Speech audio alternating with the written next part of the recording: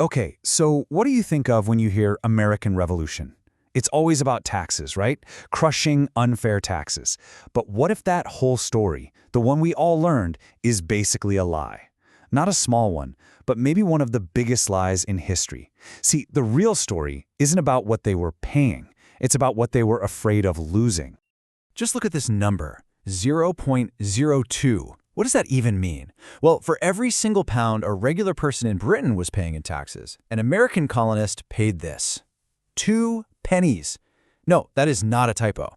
And that one tiny, almost insignificant number, well, it changes everything we think we know. I mean, look at that comparison. The difference is just wild. We're not talking about a tax burden here. For the colonists, this was more like a tax privilege. So the big question is, if it wasn't really about the money, what on earth was it actually about? All right, let's unpack this whole thing.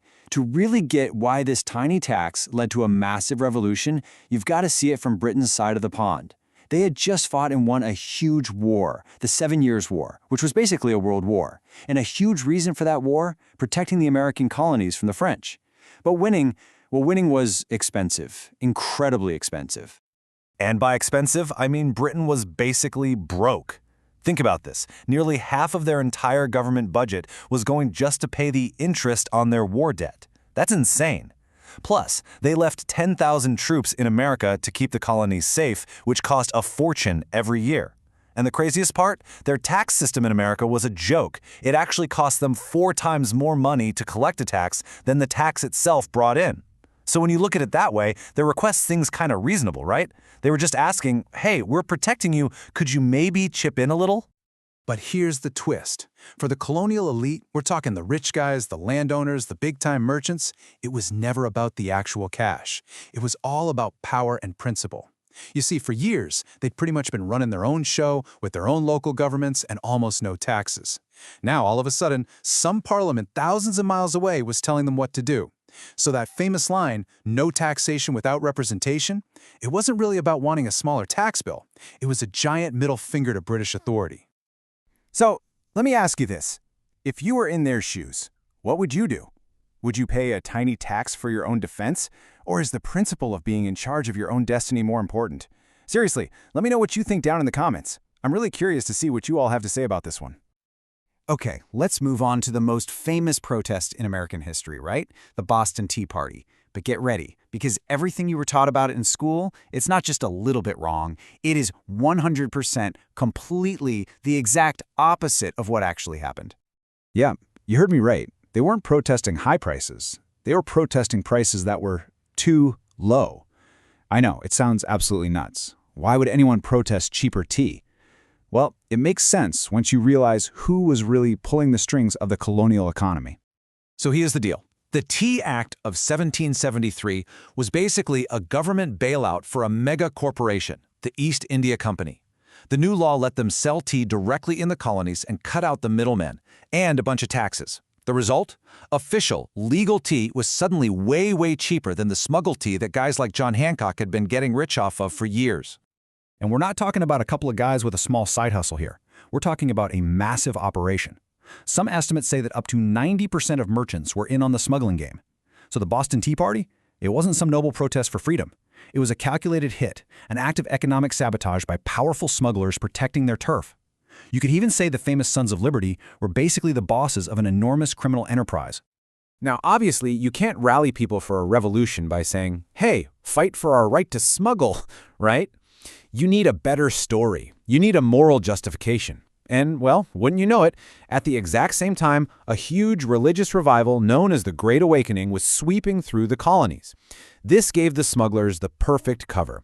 They framed their fight not as being about illegal profits, but as a righteous, holy quest to build a pure new society, a city upon a hill, free from corrupt old-world Britain. So now you've got this explosive mix. Powerful economic interests, wrapped up in the language of a holy war. Tensions are through the roof. But even then, war wasn't a sure thing. So you have to ask yourself, how did the most powerful empire on the planet completely screw this up? How did they manage to lose an entire continent over a cup of tea? Well, a big part of the answer is this guy, the British Prime Minister, Lord North. Now, he was a decent guy who wanted peace, but but he was a terrible negotiator. His whole strategy was basically this. He'd make a tough-sounding demand, the colonies would throw a fit, and then he'd back down and give them a little something. What did that teach the colonists? Simple. It taught them that if you just make enough noise, Britain will eventually cave. It created this situation that historians call chicken and duck talk. You know, like a chicken and a duck trying to have a conversation. They're both making noise, but neither one has any idea what the other is saying. Britain was talking about money and who's in charge. The colonies were talking about abstract rights and freedom. They were operating on completely different planets, and neither side could, or maybe even wanted to, understand the other. And this is where we get to one of the biggest what-ifs in all of history. The British establishment was just too snobby. They looked down on the colonial leaders and refused to treat them like equals. But just imagine, what if they'd offered George Washington a seat in Parliament, or Thomas Jefferson? What if they'd given them a little bit of respect, a little bit of power? The entire revolution might have been avoided, but they never even considered. And because that door was slammed shut, the path to war became pretty much inevitable. A new, and you could argue flawed nation was about to be born out of all this conflict. By the time Lord North finally put a real peace offer on the table in 1775, it was just too little, too late. The first shots had already been fired at Lexington and Concord. The war was on.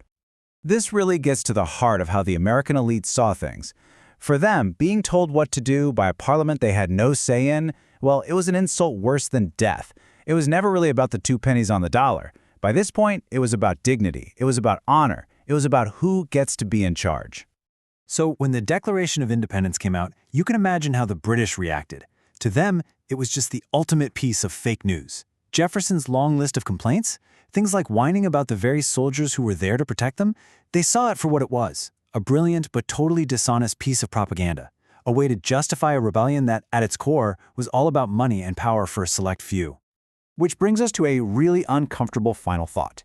The United States was founded on a story of tyranny and oppression that, when you actually look at the facts and the numbers, seems like a massive exaggeration. So does the end result, the creation of America, justify the story it was built on? Can a nation founded on a, let's call it a contested narrative, still be a force for good? So what do you think? Can a great nation be born from what was essentially a great lie? I want to know what you think, so drop a comment below. And hey, if you found this interesting, make sure to hit that subscribe button, because our next explainer is going to be a big one. We're going to break down exactly how this scrappy bunch of rebels actually beat the most powerful army in the world. Trust me, you're not going to want to miss that.